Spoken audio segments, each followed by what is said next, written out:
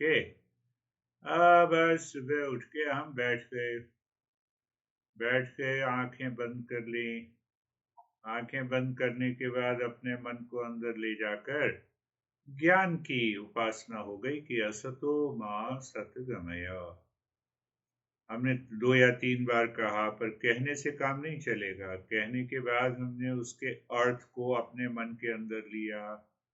अर्थ क्या है? असत्य से सत्य की ओर चलना। यहाँ पर असत्य का अर्थ मिथ्या है। अब इसके बाद हमने ज्ञान को अपने बुद्धि के द्वारा मन के अंदर लाए। ज्ञान को लाने का क्या मतलब ये है कि हमने चिंतन शुरू किया, चिंता नहीं, चिंतन। तो चिंतन में क्या है, मिथ्या क्या है?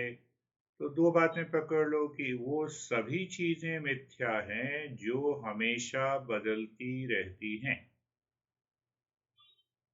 तो फिर सब देखो कि अपने पहले अपने अच्छा अहंकार बदलता है, अहंकार मैं नहीं हूँ। तो बुद्धि बदलती है, बुद्धि मैं नहीं हूँ। प्राण बदलता है, ये मैं नहीं हूँ। शरीर बदलता है, ये मैं नहीं हूँ। फिर आगे संसार के बाहर जाओ, जिन लोगों से मेरा संबंध है वो सब बदलते हैं। संसार की कोई भी चीज जो दिखाई देती है, अनुभव आती है, वो बदलते रहते। तो सत्य क्या है? सत्य एक ही है, सच्चिदानंद। हम उस सच्चिदानंद को कृष्ण के रूप में देखें। जिसके भी उपासक हो, दुर्गा के उपासक हो तो दुर्गा के रूप में देख लें अपने मन के अंदर, और नहीं तो शिव के रूप में देख ले चले। ये हो गई हमारी। बहुत ज्यादा समय इसमें नहीं लगता। उसके बाद तमसो माँ ज्योतिर्गमय। तो क्या मार्ग है कि मैं सत्य में स्थापित हो जाऊं, सच्चिदानंद में। और सबसे बड़ा सुगम मार्ग है ज्ञान की उपासना। कि ज्ञान के द्वारा, सत्संग के द्वारा हम ये समझ के अपने जीवन के व्यवहार को बदलने का मैं संकल्प लेता हूँ। ये भी हो गया। तो इसका क्या लाभ होगा? तो उस लाभ को भी अपने मन के अंदर ले आना है। मृत्युरमा मृदंगमय। मृत्यु से अमरता की ओर चले, अमरता की ओर चले जाएंगे। मैं अमर हो जाऊंगा। शरीर अमर नहीं होगा। जो मिथ्या है वो कैसे अमर होगा? अमर है क्या? सच्चिदानंद ईश्वर अमर है। तो ईश्वर अमर है, तो ईश्वर के साथ मैं जुड़ जाऊंगा। ईश्वर के साथ जुड़ जाने का मतलब नहीं है कि शरीर छूट जाएगा। भाई पॉकेट में चाबी रखी हुई है और मैं भूल गया हूं, तो चाबी तो हमेशा है ही पॉकेट में, और फिर याद आई, अरे रे वहां पे रखी थी। तो साधना का मतलब ये है कि जो आत्मा कहो, कृष्ण कहो, शिव कहो, जो हमारे अंदर बैठे हुए हैं, मैं उसको भूल कर मैंने क्या समझा है कि शरीर, मन, बुद्धि और अहंकार में हूं। तो मृत्यु वो अमर है। जो अंदर बैठा हुआ है सबसे पीछे, वो अमर है। मुझे उसी को पाना है। ये तो एक साधना हो गई। उसके बाद जो है पंच महायज्ञ जो है वो मन के अंदर ही हमें कर लेना है।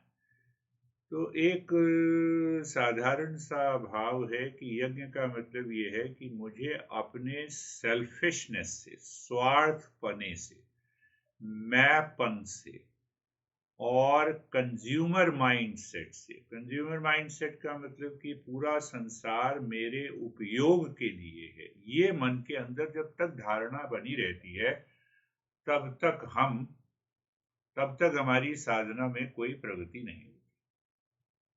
हम कहते हैं ना कि सिया राम सब जग जानी, तो हम कहते हैं नहीं, सब कुछ सिया राम है।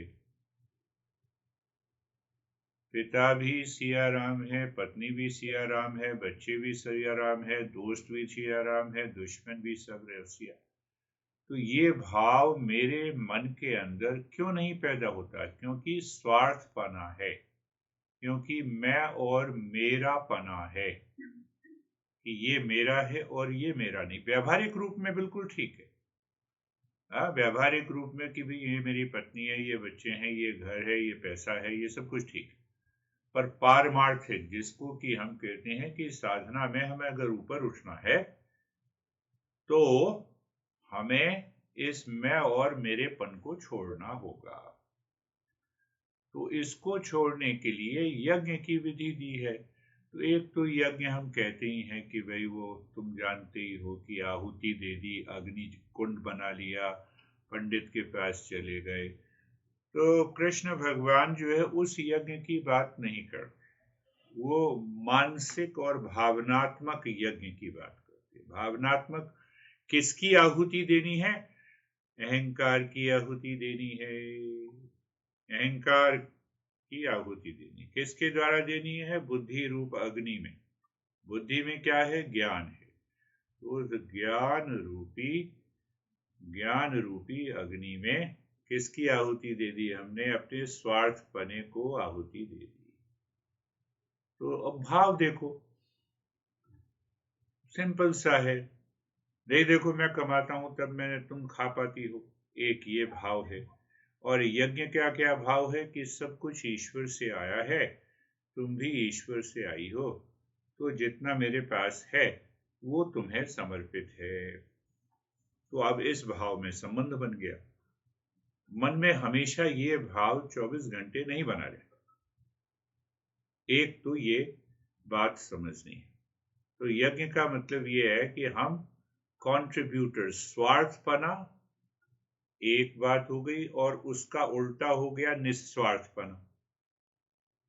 तो अब इस निस्वार्थ भाव को हम कैसे लाएं? विचार करके, मन में सोच के, चिंतन करके।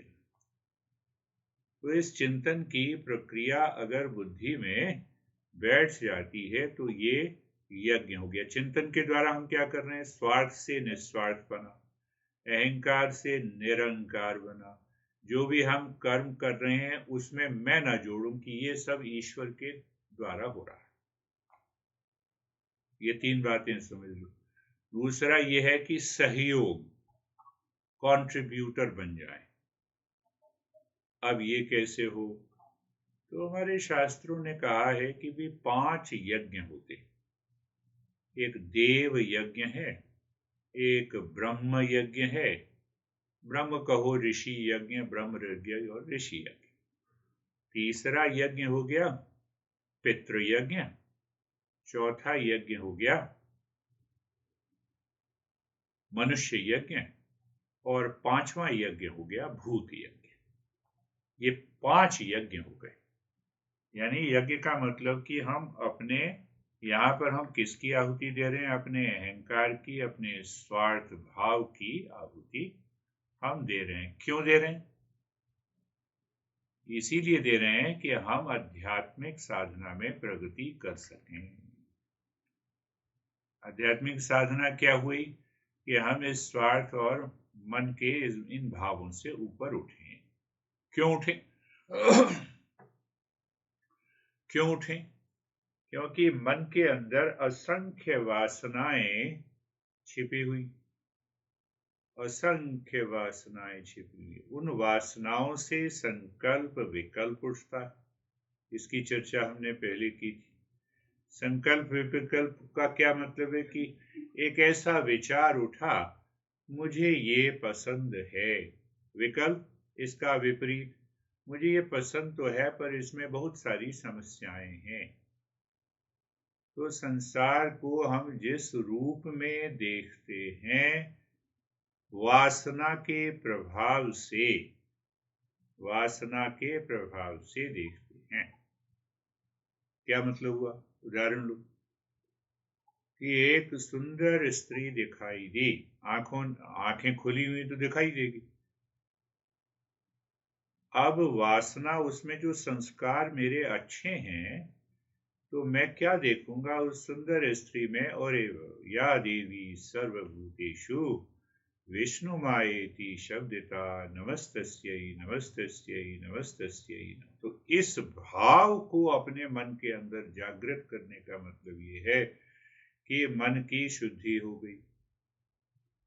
तो अब इसमें 3 प्रकार के भाव। एक तो है पशु भाव। पशु भाव देखते ही हैं हम। पशु भाव, पशु कुत्ता सबसे पहले सूंघता है कि ये मेल है या फीमेल है, एक दूसरे। तो उसमें काम वासना वही, उसको वही, उसके बुद्धि तो है नहीं उसके अंदर। तो एक ये पशु भाव है। दूसरा है मनुष्य का भाव। तो मनुष्य का भाव क्या है? अरे ये तो मेरी माता की तरह दिखाई दे रही है, ये तो मेरी बहन की तरह दिखाई दे रही है। देखो ये मनुष्य का भाव आ गया। और देवी का भाव आ गया तो हमारी आध्यात्मिक। आंख वही है, मन वही है, पर हम किस भाव से चिंतन।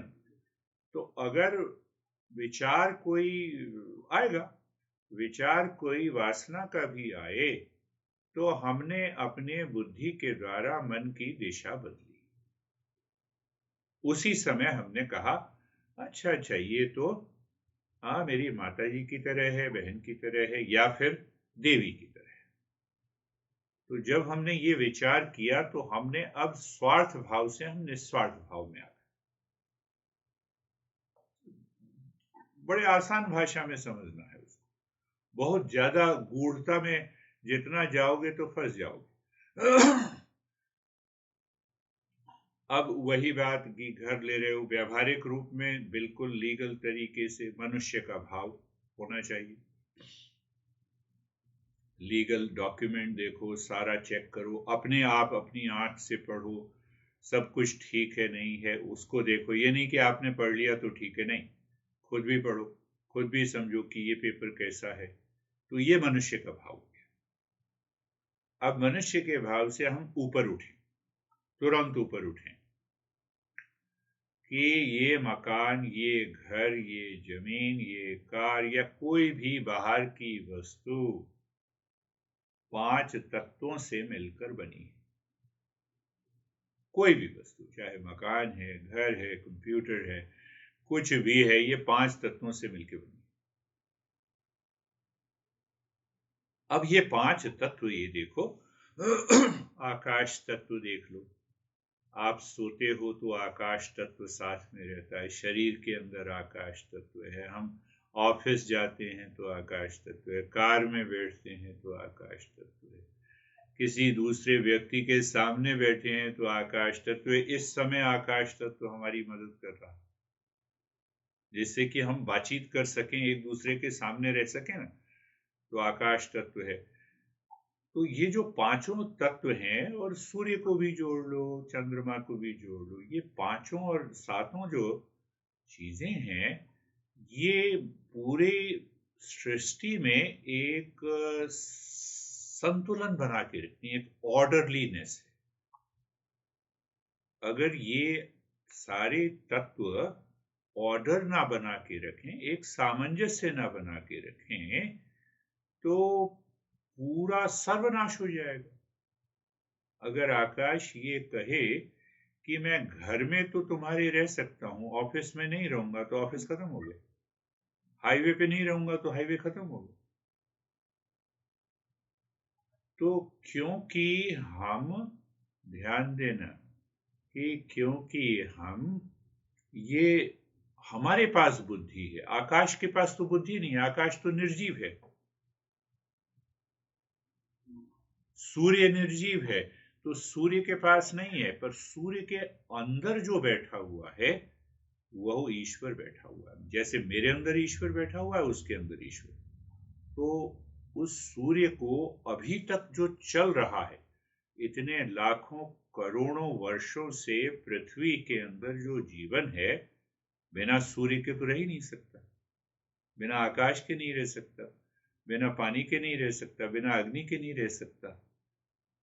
तो इन तत्वों को, ये तत्व तो हमारी सजग तो है नहीं, चेतना है नहीं इनके अंदर। हमारे अंदर तो चेतना है, बुद्धि है। तो हमने बुद्धि से ये पहचाना कि ये कितना बड़ा कंट्रीब्यूशन दे रहे हैं, निस्वार्थ भाव से दे रहे हैं। तो इसीलिए हमने उनको कहा सूर्य देव। चंद्रदेव, क्योंकि आप निस्वार्थ भाव से हमेशा चमकते रहते हैं। कहाँ जहां चाहें वहां पर आप हमेशा उपस्थित रहते। अरे तुम चाहे अफ्रीका में चले जाओ, जंगल में चले जाओ, अमेरिका आ जाओ, ब्रिटेन चले जाओ, पानी तो पानी है, आकाश तो आकाश है, पृथ्वी तो पृथ्वी है। ऊपर ऊपर से है, ये ब्रिटेन है, ये अमेरिका है, ये इंडिया है, ऊपर ऊपर से। अंदर तो पांचों तत्व विद्यमान है। सूर्य भी रहता है, चाहे 6 महीने बाद उगे, सूर्य उगता जरूर है किसी भी देश में। तो वो देश क्या है? पृथ्वी का। तो इन्हीं पांचों, और उसी पांचों तत्वों से मेरा शरीर बना हुआ है।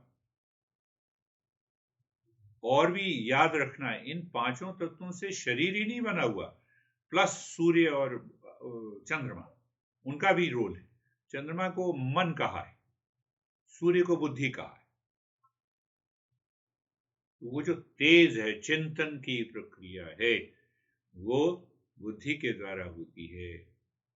ऐसे विचार हम लाएं जिससे कि हम इन सभी तत्वों के साथ जुड़ जाएं। शरीर मेरा 5 तत्वों से बना हुआ है, मन भी 5 तत्वों से बना हुआ है, बुद्धि भी 5 तत्वों से बनी हुई है, अहंकार भी 5 तत्वों से बना हुआ है। ये जो प्राण लेते हैं उसमें भी 5 तत्व हैं। तो मतलब कि जो चीज मैं देखता हूं वो सब 5 तत्वों का ही खेल है। मेरे माता पिता, हाँ। घर में रेफ्रिजरेटर पड़ा हुआ है, हाँ। लैपटॉप, हाँ। घर, हाँ। कपड़े, हाँ। अरे, तो इसीलिए हमने उनको आदर दिया अपनी बुद्धि से। अब वो तो डिमांड नहीं कर रहे, हमने आदर दिया। अब क्यों आदर दिया? क्योंकि मुझे अपने मन को शुद्ध करना है। तो यहां से यज्ञ की प्रक्रिया शुरू होती है। उदाहरण के लिए मैं एक बात ऐसी बता देता हूं, वो बड़ा गहरा विषय है, पर मैं बता देता हूं जैसे कि तुम पकड़ पाओगे। मैं तुम्हें देखता हूं किसके कारण? आंख से देखता हूं। आंख के अंदर सबसे महत्वपूर्ण तत्व कौन सा विद्यमान है? तेज कहते हैं उसको, अग्नि तत्व कहते हैं।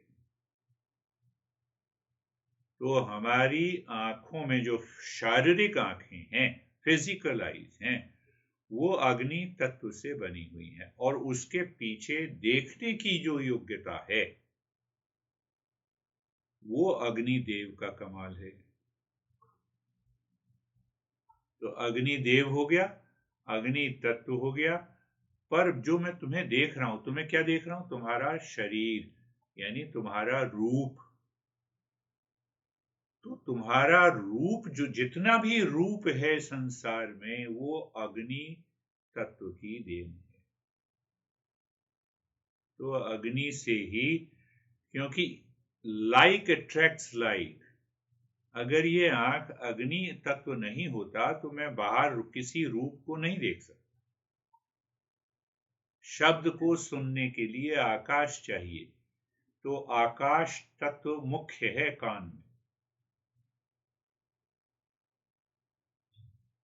तो इसका मतलब 24 घंटे आप मेरी सेवा कर रहे हैं।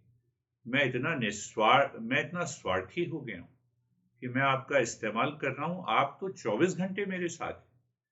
इसीलिए हमने उनको क्या कहा कि आप सब देव हैं। आकाश देव हैं, वायु देवता है, और अग्नि देवता है, वरुण देवता यानी जल देवता है, पृथ्वी माँ है या पृथ्वी देवी है।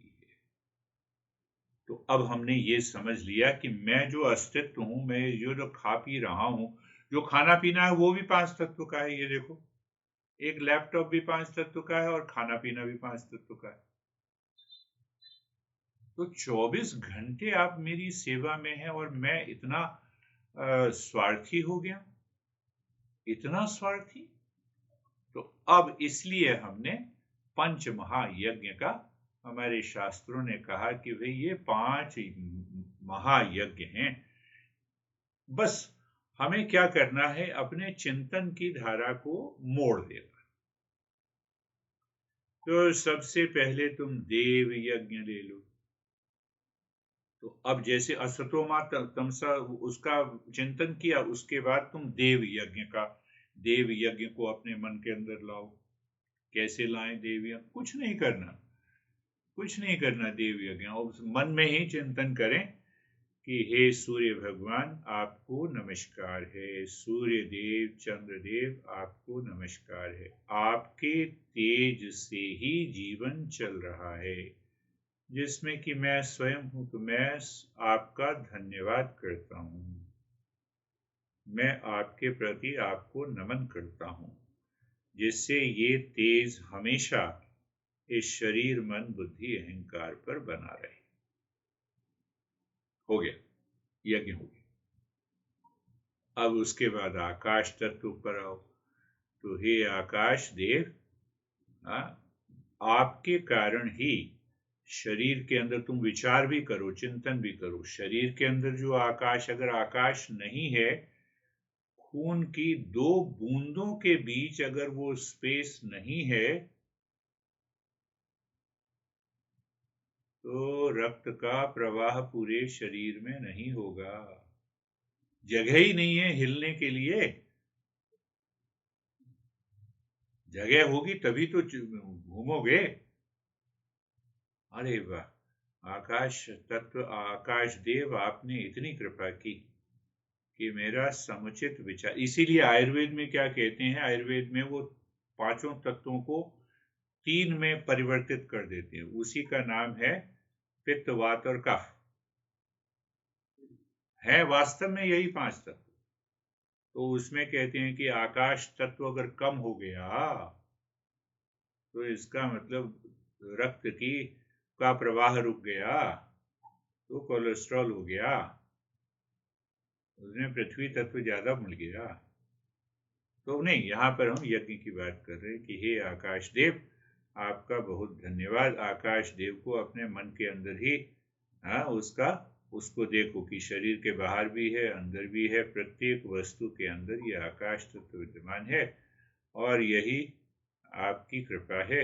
आपको मैं धन्यवाद करता हूं कि मेरा अस्तित्व इस आपके कारण है, इसीलिए मैं आपको नमन करता हूं।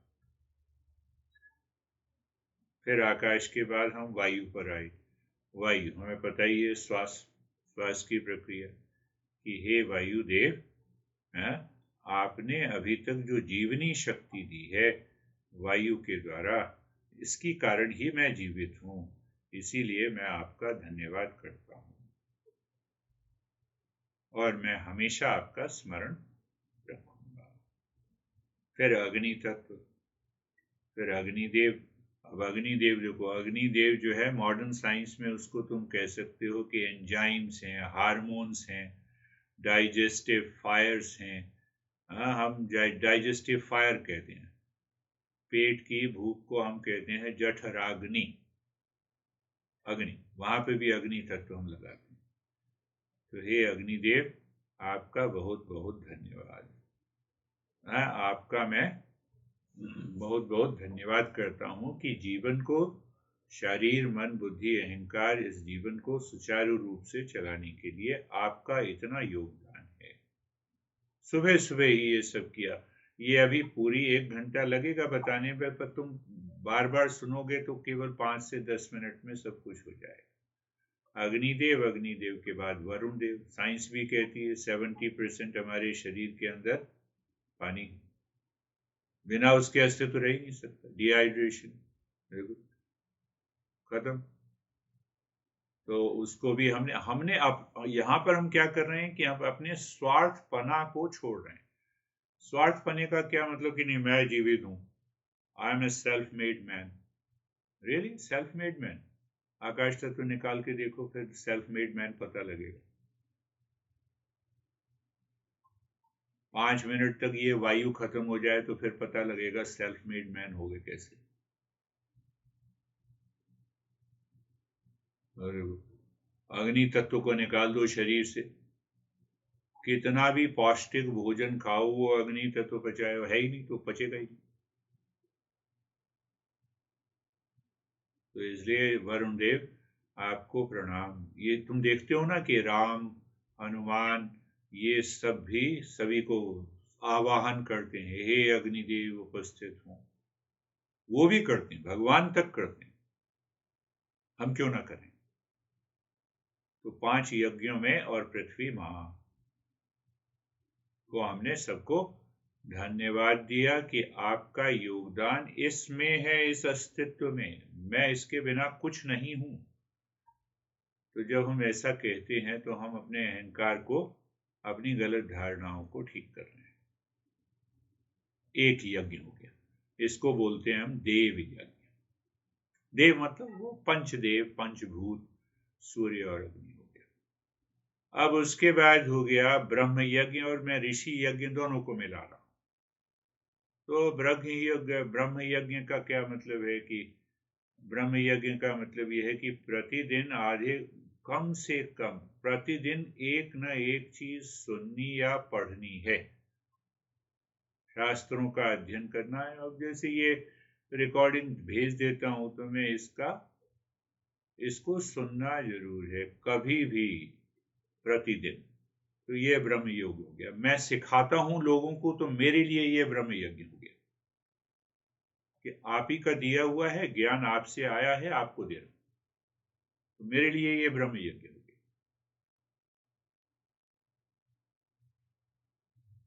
फिर हम उन गुरुओं को हम प्रणाम करते हैं, उनका आदर करते हैं। क्यों आदर करते हैं? क्योंकि उन गुरुओं ने इस सनातन विज्ञान को, सनातन ज्ञान को आज तक जीवित रखा है।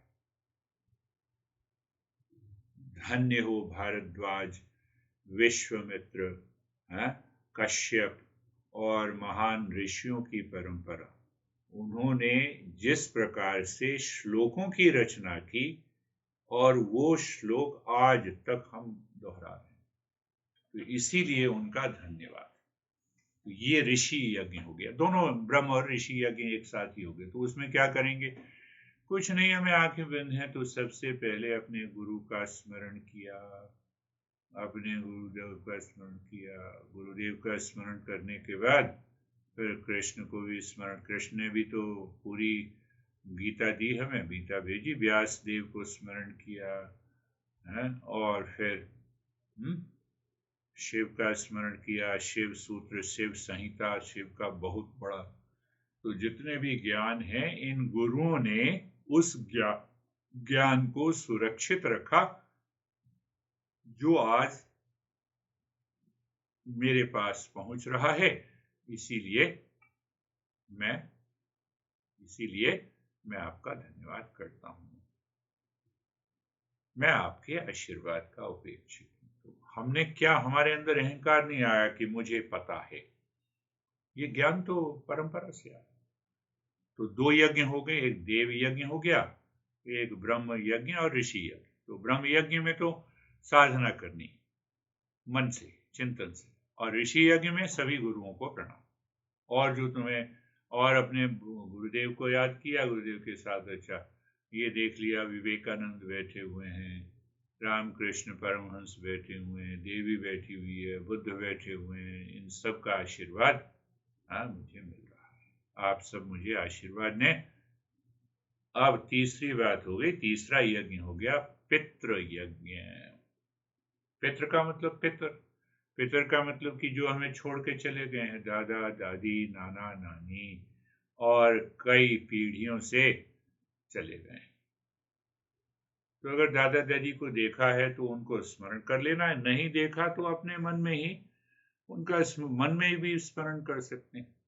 आकृति भी बनाने की, दादा दादी, नाना नानी, और जितने भी हमारे पितर आज शरीर रूप में उपस्थित नहीं हैं, मैं उन सबको प्रणाम करता हूं, और आपके निमित्त मैं कुछ न कुछ हमेशा दान करूंगा। तो जब तुम हनुमान मंदिर में जाते हो, कहीं कुछ दान किया, तो मन के अंदर ये भाव हो कि मैं उन पितरों को खिला रहा हूं, उन पितरों को दे रहा हूं, और नहीं अपने मन में ही है कि आप मुझे